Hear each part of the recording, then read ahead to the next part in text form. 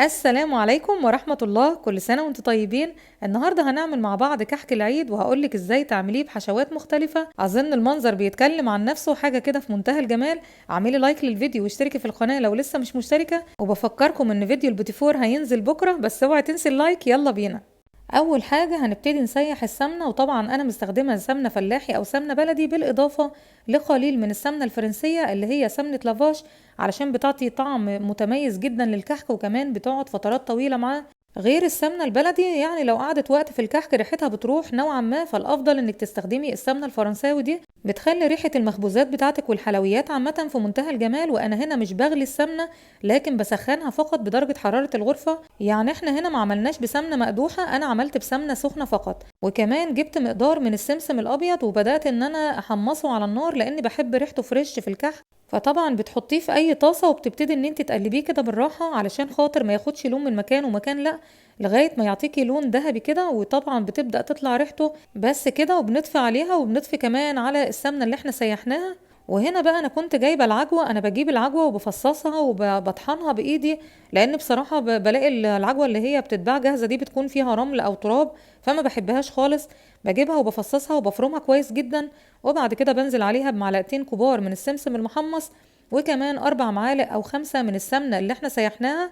وبعيد عليكم تاني ان ده مقدار 550 جرام من السمنة للكحك. اما للعجوة احنا حطينا حوالي 4 معالق كبار من السمنة السايحة، وهنبتدي نقلبها كده. طبعا لو بتحبي فيها ريحة الكحك ممكن تحطي معلقة صغيرة من ريحة الكحك. وبعد كده بتبتدي تمسكيها بين اطراف ايديكي كده، وتعملي كور صغيرة على قد الحشوة بتاعة الكحكاية اللي انت هتعمليها. انا كنت عاملاها بالحجم ده لاني مش هخلي الكحك بتاعي كبير قوي. اما بالنسبه للخميره هنبتدي نخمرها عشان نختبر ان هي نشيطه ولا لا قبل ما نحطها مع الدقيق.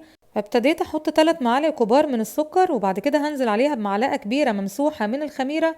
وممكن تحطي كمان معلقه صغيره فقط، لان احنا لسه هنضيف بيكنج باودر مع المكونات الجافه.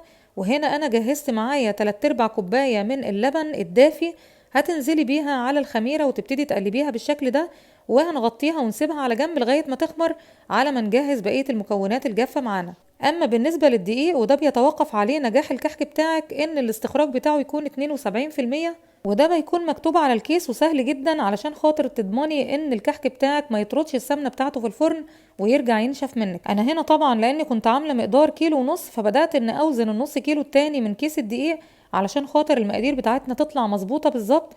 وطبعا لما لقيت زياده حوالي 30 جرام شلتهم. اما بالنسبه لمقدار الكيلو فانا برضو هسيبهولك تحت الفيديو، علشان لو عايزه تعملي كيلو بالظبط. وهنا كمان انا اخدت ريحه الكحك بتتباع عند العطار، هاخد منها معلقتين صغيرين خالص بما يعادل معلقه صغيره من بتاعه الشاي، لكن دي معلقه التوابل فانا اخدت منها معلقتين. وفي ناس بتستبدل الخطوه دي بان هي بتحط حاجه اسمها محلب، موجوده برضو عند العطار، لكن انا للامانه ما استخدمتهاش. دول 4 معالق كبار من السمسم، وبالنسبه للسمسم ممكن تضيفي من معلقتين ل3 معالق كبار، بيخلي طعم الكحكايه احلى بكتير.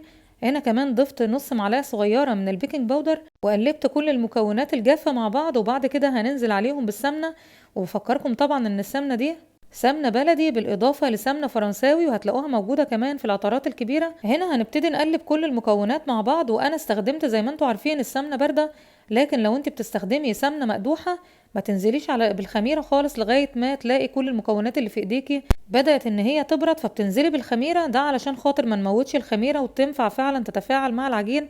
هنا هنبتدي مرحلة البس. طبعا انا ما عنديش عجان، فهبتدي ابس كل المكونات دي بايديا، يعني بتمسكيها بين ايديكي او بين راحة ايديكي الاتنين. والمرحلة دي تعتبر اهم حاجة في عمايل الكحك، علشان كل حباية دقيق معاكي تتشرب من السمنة كويس جدا. دلوقتي هقول لكم مكونات الكيلو عشان لو عايزة تكتبيها عندك. لكل كيلو من الدقيق بنستخدم حوالي 550 جرام من السمنة السايحة، يعني نص كيلو ومعلقتين كبار، ومن 3 ل4 معالق من السمسم المحمص. وكمان بننزل بمعلقة صغيرة من ريحة الكحك، ومعلقة صغيرة من الخميرة، وربع معلقة صغيرة من البيكنج باودر، ومن نص ل3/4 كوباية من اللبن الدافي اللي احنا دوبنا فيها الخميرة مع السكر. يعني في البداية ممكن تحطي نص كوباية، وبعد كده لما بنشوف العجينة على ايدينا كده اذا كانت مش بتتشقق زي ما هوريكم بعد شوية، في الحالة دي احنا طبعا لو لقيناها كويسة مش بنضيف الربع التاني. اما لو لقينا العجينة بتاعتنا بتتشقق فهنضطر ان احنا نضيف الربع الاخير من اللبن. انا هنا مسايبة ربع كوباية اللبن جنبي علشان لو احتجتها، لان انا طبعا عامله مقدار اكتر من الكيلو. وفي المرحله دي انت مش بتعجني، لكن احنا بس بنشرب بقيه شويه اللبن او السوائل للعجين بتاعنا. وبمجرد ما بيتشرب خلاص بنوقف عملية العجن خالص، لان العجن بيبوظ معاكي من قوام الكحكاية وما بيش هيبان معاكي بعد كده غير لما يطلع من الفرن هتلاقيه يعضم في ايدك. انا هنا بعمل له اختبار اهو، فلقيته لسه بيشقق شوية، فهبتدي انزل كمان بربع كوباية اللبن الدافي اهي. وطبعا ممكن تستخدمي كمان المية مفيش مشكلة، بس برضو تكون مية دافية. هنا بختبرها فلقيتها ما شققتش، فخلاص انا هكتفي بكمية السوائل دي وهبتدي اغطيها واسيبها لغاية ما تخمر. اهي بصي شكل قوام العجينة بيكون عامل ازاي كده، تمام خالص. هسيبها لغاية ما تخمر وبعد كده هشتغل فيها. لكن زي ما قلتلك ما تعجنيش، احنا مش عايزين نطلع الجلوتين اللي موجود في العجين. هنا خلاص انا خلصت كمان كور العجوة اللي بالسمسم كلها. اما لو عايزة تعملي بالملبن فانت بتاخدي طبعا قطعة الملبن وبرضو بتحط عليها من معلقتين ل3 معالق كبار من السمسم، وبتبتدي برضو تعجنيهم مع بعض وبتحشي بيهم. اما العجمية بقى دي حاجة تانية مختلفة تماما، ان شاء الله برضو هنبقى نعملها مع بعض في الفيديوهات اللي جاية. وبصراحة الكحك العجمية بيكون من أجمل الحاجات اللي ممكن تاكليها. المهم أنا بعد ما خلاص سبت العجين يرتاح على الأقل ساعة، ابتديت أفتح قطعة الكحكاية بتاعتي بالشكل ده، وبحط فيها قطعة الملبن وبعدين ببتدي أكورها تاني، وبعدين بتحطيها على ايدك. دي البصامة اللي انت بتعملي بيها الكحك. لكن لو ما عندكيش بصامة هقولك دلوقتي برضو تعمليها ازاي. هتبتدي تحطي قطعة العجين كده على راحة ايدك وتبتدي تعملي بالبصامة عليها. ما تحطيش كل الكور بتاعة الكحك بتاعتك في صينية وبعد كده تبتدي تبصميها، لان ممكن تشقق منك. بصي انا بعمل لها تجويف كده وبعدين ببتدي ادخل القطعة بتاعة العجوة، وبعد كده ببتدي الفها تاني على راحة ايدي بالشكل ده لغاية ما تتساوى كلها. وبعد كده ببتدي برضو اسيبها وابصمها بالبصامة. انا ليه بعمل واحدة واحدة؟ لان زي ما قلتلك لو حطيتيهم في الصينية وبدأت تبصميهم بعد كده ممكن يشققوا منك، لان خلاص بيكون نشف نوعا ما. وعايزه اقولك ان التبصيم على العجينه المظبوطه عمره ما بيشقق معاكي، بالعكس بتفضل الكحكايه الرسمه بتاعتها مظبوطه جدا. حتى بعد ما بتطلعيها من الفرن بتكون ما شاء الله جميله، وانا هوريها لك دلوقتي بعد ما بتطلع من الفرن. كده خلاص انا هبتدي بقى ارص كل الكميه بتاعتي في الصينيه، واللي هيفيض هقول لكم هنعمل فيه ايه دلوقتي. لكن لو ما عندكيش بصامه ممكن تعملي بالسكينه زي ما انا بعمل كده، خطوط يعني بالطول وبعدين بترجعي تلفيها وتعملي كمان خطوط بالعرض اهي. وحتى لو واحده اتفتحت معاكي بترجعي تزقيها كده لجوه، فما بيحصلهاش اي حاجه، بتبقى برضو زي الفل. والبصمه دي بتفضل ثابته برضو كانها يعني بتاعه البصامه. هنا بقى النص التاني من العجين انا بدأت اعمله يعني بالمكسرات. طبعا ممكن تعمليه بعين الجمل، لكن هنا استخدمت البندق المتحمص، قشرته وابتديت استخدم منه نص الكمية بالشكل ده. يعني نص الكمية حوالي كانت نص كوباية تقريبا او 3/4 كوباية. يعني لو هتعملي كيلو من الكحك بالمكسرات ممكن تستخدمي كوباية من المكسرات، هتبقى كمان كتيرة جدا. طبعا الكحك ده ما بيتحشاش من جوه اي حاجة، لكن بيتعمل بس بالمكسرات كده. لو هنحشيه من جوه هنضطر ان احنا نعمل العجمية وبعد كده بنحط معاها المكسرات، ودي حوار تاني خالص. المهم ده الكحكاية كده، شوفي شكلها عامل ازاي بالمكسرات وشكلها حلو جدا. طبعا لازم المكسرات بتاعتك تكون داخله جوه العجين. انا هنا خلصت الكحك بتاعي اللي هو بالعجوه كله، وهبتدي ادخله على الرف الاوسط. ممكن تدخليه على 200 عادي، ما تقلقيش خالص منه لان ما بياخدش تسويه في الفرن غير الكحك الساده. والكحك اللي هو بالمكسرات الساده برضو ده بيدخل على درجه حراره من 160 ل 170، لانه بيقعد فتره اطول في الفرن عشان تضمن ان هو يكون مستوي من جوه. انا كده خلاص خلصت كل الكميه بتاعتي. ده الكحك اللي انا عملته بالمكسرات الخارجيه، باكد عليكم ان هو كحك ساده لكن فيه مكسرات. بصي بقى اللون ده، اول ما توصلي للون ده بتبتدي تشغلي الشوايه بتاعه الفرن من فوق. ده في حاله ان انت الفرن من تحت ما سوهوش كمان من فوق، لان بعض الافران بتسوي من تحت ومن فوق مع بعض. فبصي بقى شكل الكحك بتاعي بعد ما خرج من الفرن. ده الكحك اللي هو بالمكسرات، وده الكحك الساده. النقشه بتاعته ثابته جدا، طعم في منتهى الجمال رائع.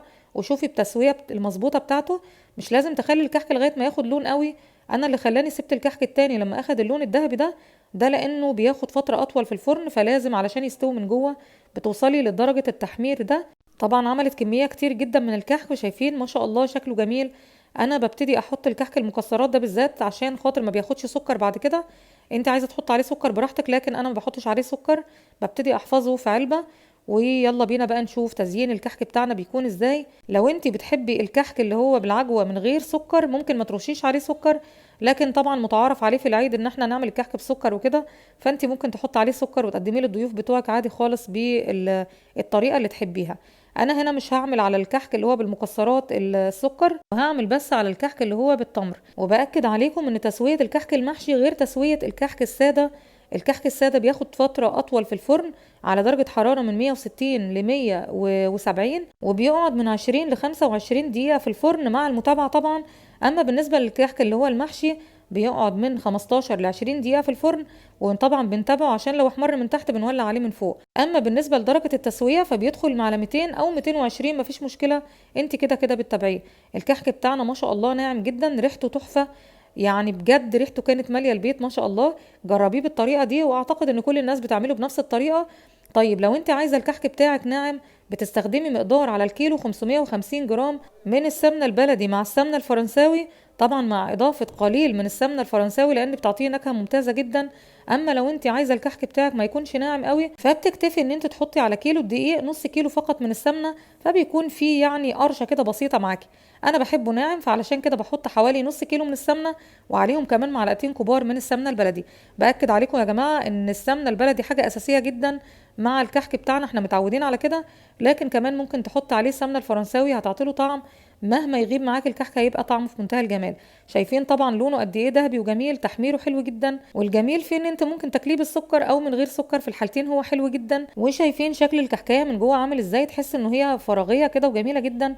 ما بحبش العجوه بتاعتي تكون كتيره جدا في الكحكايه، ده علشان احس كمان بطعم العجينه، بجد بتكون جميله جدا جدا. وملحوظه مهمه جدا، ما تزوديش ريحه الكحك، وده علشان تحس بطعم السمنه البلدي الجميله اللي بتميز الكحك المصري بتاعنا.